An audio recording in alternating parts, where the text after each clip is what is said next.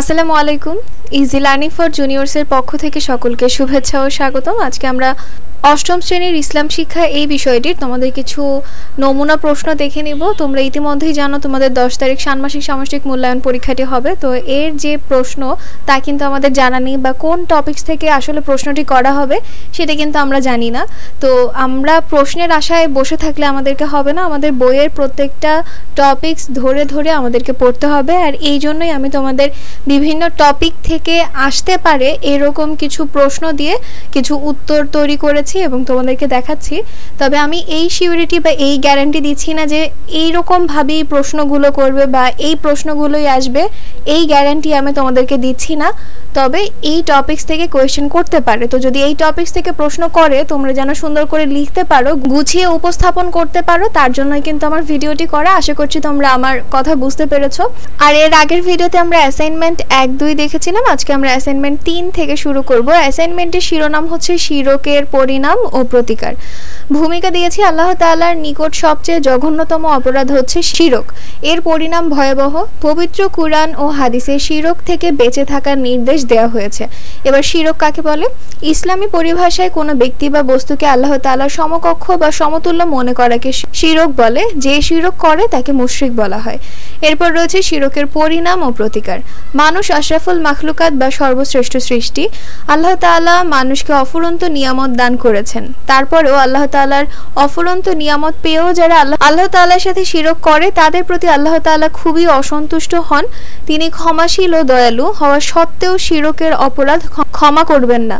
যারা শিরকের লিপ্ত হয় তাদের দুনিয়ার কল্যাণ ও আখিরাতে মুক্তি সম্ভব নয়। তাদের জন্য জান্নাত হারাম হয়ে যাবে, জাহান্নামই হবে তার আবাসস্থল।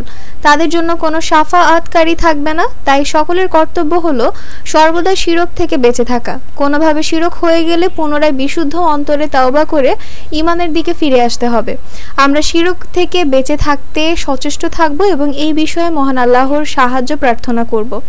এরপর রয়েছে অ্যাসাইনমেন্ট 4 এর যে শিরোনাম তা হচ্ছে মানব জীবনে আখিরাতের প্রতি ঈমানের প্রভাব।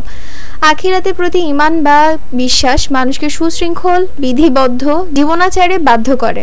আখিরাতে বিশ্বাস যে কোনো পরিস্থিতিতে মানুষকে সৎ কর্মশীলতার উপর দৃঢ় রাখে। শাফাত ইসলামী পরিভাষায় শেষ বিচারের দিন ক্ষমা ও কল্যাণ লাভের জন্য মহান আল্লাহর অনুমতিক্রমে নবী রাসূলগণ, ফেরেশতাগণ ও পুণ্যবান বান্দাগণ কর্তৃক মহান আল্লাহর কাছে সুপারিশ করাকেই শাফাত বলে। পরবর্তী প্রশ্ন, মানব জীবনে আখিরাতের প্রতি ঈমানের প্রভাব। আখিরাতের প্রতি ঈমান মানুষকে সর্বাবস্থায় তাকওয়াবান বানায় এবং সেই প্রবৃত্তির তাড়না থেকে দূরে থাকে। আখিরাতের প্রতি ঈমান থাকলে মানুষ সৎ কর্মশীল হয় এবং লোভ লালসা ত্যাগ করে অল্পে তুষ্ট থাকার গুণ অর্জন করে। আখিরাত বিশ্বাস মানুষকে বিপদে ধৈর্য ধারণের শক্তি যোগায়। আখিরাতের স্বার্থে মানুষ ইহলৌকিক স্বার্থ ত্যাগ করে শরীয়তের সকল বিধিবিধান নির্দ্বিধায় পালন করতে পারে। আখিরাতের প্রতি বিশ্বাস থাকলে এভাবে ব্যক্তি ও সমাজ জীবনে আসে আমূল পরিবর্তন। আখিরাতের সর্বশেষ ধাপ জান্নাত লাভের আশায় এবং জাহান্নাম থেকে মুক্তি লাভের জন্য মানুষ সর্বদা সতর্ক থাকে এবং পাপাচার থেকে বেঁচে থাকার চেষ্টা করে। এরপরে উপসংহারটা এভাবে দিবে, তাই আমরা পার্থিব জীবনে শরীয়ত মেনে চলবো এবং আখিরাত মুক্তির জন্য আল্লাহর কাছে সাহায্য কামনা করব। তো ইসলাম শিক্ষা এই বিষয়টি আমি টোটাল তোমাদের 4টি অ্যাসাইনমেন্ট দেখিয়েছি। আশা করছি তোমরা বুঝতে পেরেছো। অধ্যায় 1 থেকে যদি এরকম টপিকসের উপর কোনো প্রশ্ন করা হয় তোমরা কিছুটা হলেও লিখতে পারবে। আর তোমাদের সবাইকে কিন্তু স্কুল থেকে বলা হয়েছে ক্যালেন্ডার নিয়ে যেতে, মানে তোমাদের হয়তো পোস্টার করতে দিতে পারে। তো এর জন্য আমি তোমাদের 2টি অধ্যায় থেকেই কি কি বিষয়ের উপর পোস্টার লিখতে দিতে পারে তার উপরে আমি একটি ভিডিও করব, যেখানে আমি নানান রকম বিষয়ের উপর কিছু পোস্টার তৈরি করে দেখাবো। আশা করছি তোমরা আমার সঙ্গেই থাকবে। তো আজকের ভিডিওটি এই পর্যন্তই।